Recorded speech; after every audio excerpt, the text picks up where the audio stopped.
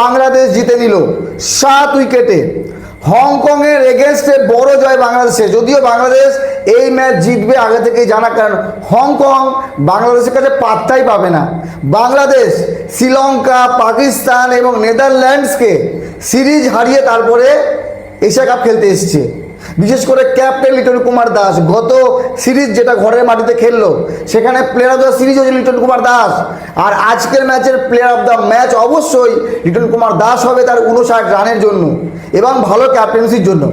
বাংলাদেশ আজকে ফিল্ডিং ভালো করেছে, ব্যাটিং ভালো হয়েছে, বোলিং বলা যায় মোটামুটি হয়েছে আমার তরফ থেকে। বাংলাদেশের মতো শক্তিশালী বোলিং অ্যাটাকের সামনে অবশ্যই হংকং 100 রানের মধ্যে অল আউট হয়ে যাওয়ার কথা। শেখ মেহেদী হাসান, মুস্তাফিজুর রহমান, তাসকিন আহমেদ, রিশাদ হোসেন এবং তানজিম সাকিব, এই যে 5 জন বলারকে দিয়েই বল করিয়েছে লিটন কুমার দাস। আর সেরা বলার, এর থেকে ভালো বোলিং কম্বিনেশন বাংলাদেশের হতে পারে না। 143 রানে আটকে দিয়েছে 20 ওভারে, কিন্তু অল আউট করতে পারেনি। অল আউট হলে আমি খুশি হতাম, তবুও রান ছিল বাংলাদেশের আয়ত্তে। 150 রানের ভেতরে চেস করা সহজ। হ্যাঁ, যদি 170-80 করতে পারতো তাহলে হয়তো বাংলাদেশ একটু চাপে পড়তে পারতো। যাই হোক, বাংলাদেশ আজকে ম্যাচ জিতেছে। বর্তমানে পয়েন্ট টেবিলে 2 নম্বরে বাংলাদেশ। আফগানিস্তান নেট রান রেটে অনেক ওপরে, 94 রানে বড় মার্জিনে হারিয়েছিল হংকংকে। হংকং টানা 2টি ম্যাচ হারলো, প্রথমে আফগানিস্তান এবং আজকে বাংলাদেশ। হংকং গ্রুপ পর্বের শেষ ম্যাচই খেলবে, কারণ এই টুর্নামেন্টে এশিয়া কাপে আর সুপার 4-এ যেতে পারবে না। প্রথম দল হিসেবে হংকং ডিসকোয়ালিফাই হয়ে গেল। তো গ্রুপ বিতে এখন 3টি দল, আফগানিস্তান, বাংলাদেশ এবং শ্রীলঙ্কা। 3টি দলের ভেতরে যে কোনো 2টি দলই সুপার 4-এ যাবে। আর বাংলাদেশকে সুপার 4-এ যেতে হলে আগামী ম্যাচ শ্রীলঙ্কাকে যে কোনো হালতে হারাতে হবে। বাংলাদেশ শ্রীলঙ্কাকে হারাতে পারবে। প্রথম ম্যাচে আজকের এই জয়, বাংলাদেশের ব্যাটিংয়ে যে কনফিডেন্স দেখলাম, যেমনটা বোলিং হচ্ছে, সব কিছু ঠিকঠাক থাকলে শ্রীলঙ্কাকে হারানো সম্ভব। শ্রীলঙ্কার ঘরের মাটিতে বাংলাদেশ সিরিজ হারিয়ে এসছে, সেই জিনিসটা মাথায় রাখতে হবে। আর যদি বলি আজকে ব্যাটিং, পারভেজ হোসেন ইমন 19 রান 14 বলে, তানজিদ তামিম 14 রান 18 বলে, লিটন কুমার দাস 59-39 বলে, তহিদ হৃদয় 35 রান নট আউট 36 বলে।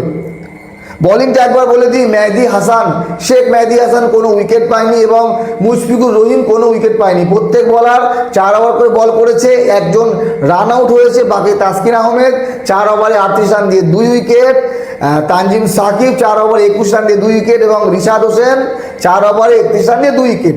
তো ওভারঅল বাংলাদেশের পারফরমেন্স খুবই ভালো ছিল। এই খেলাটাকে ধরে রাখতে হবে। হংকংয়ের মতো দলের সঙ্গে প্রথম ম্যাচ পড়েছে, এখানে বাংলাদেশের জন্যই অ্যাডভান্টেজ। প্রথম ম্যাচ যদি হেরে যেত তাহলে মানসিক দিক থেকে একটু চাপে পড়তো বাংলাদেশ। এখন বাংলাদেশ চাপে নেই, চাপে পড়বে শ্রীলঙ্কা। যদি বাংলাদেশ শ্রীলঙ্কাকে হারিয়ে দেয় তাহলে বাংলাদেশ মোটামুটি কনফার্ম।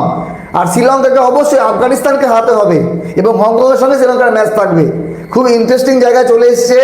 আগামীকাল ম্যাচ আছে পাকিস্তান এবং ওমান।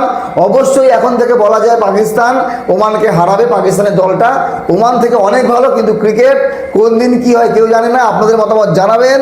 তবে সবার শেষে আমি একটা কথা বলতে চাই, বাংলাদেশ মিডিয়ায় এই যে প্লেয়ারদের টি-20 ক্রিকেটে 6 মারা নিয়ে অনেক প্র্যাকটিস নিয়ে অনেক খবর শুনেছিলাম, যে 6 যাতে বেশি করে মারতে পারে, প্রত্যেকের পর একটা করে 6 মারতে পারে। আজকে হংকং ম্যাচ হারলেও বাংলাদেশ থেকে বেশি 6 মেরেছে। বাংলাদেশ 6 মেরেছে 2টি আর হংকং মেরেছে 5টি।